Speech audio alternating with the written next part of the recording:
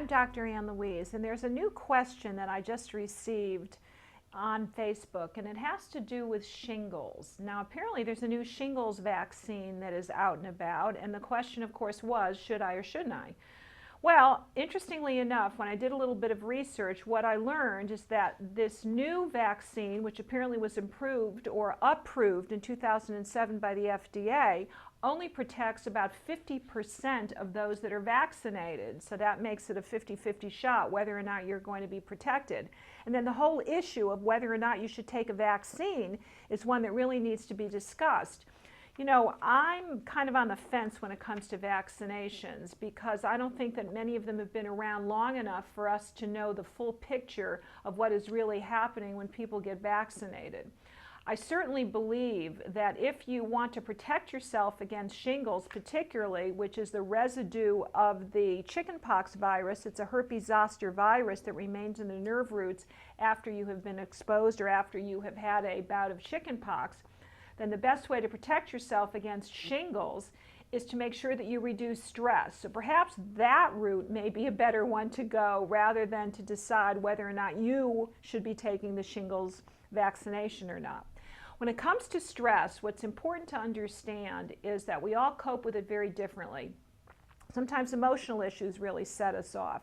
And if that's the case, I always recommend my favorite Bach Flower Remedies, particularly the stress relief. It's kind of the emergency remedy that has made the Bach Flower Remedies so very popular since the 1930s. The stress formula that's part of the Bach Flower Remedies would be number 1 in my book, just on an emotional level to help you cope with emotional ups and downs that are so part and parcel of today's lifestyle. I also think that there are a number of other ways to handle stress, whether that is meditation, whether it's greater amounts of exercise so that you have those happy hormones or endorphins that allow you to overcome stressful events, or certainly do not allow you to keep all that pent-up cortisol, the stress hormone, in your system. And then there is a particular type of stress relief that I have written about for a number of years that I can also recommend to you, which is known as Ultra H3. And for more information about that, I would just invite you to go to annlouise.com, look in the store, and see all the testimonials about Ultra H3, which has been around for over 60 years.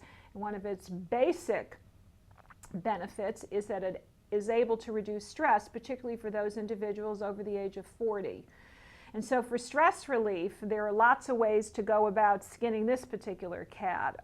Number 1, try to de-stress on a daily basis.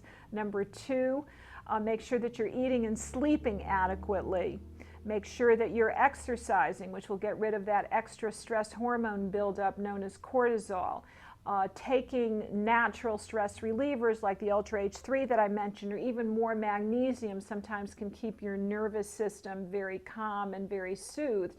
And of course, the Bach Flower Remedy I think is also important, particularly with shingles, which is related to a virus. Keeping your viral load low is particularly of importance, and that's where a daily dose of lycene may be helpful, maybe 500 milligrams once or twice a day.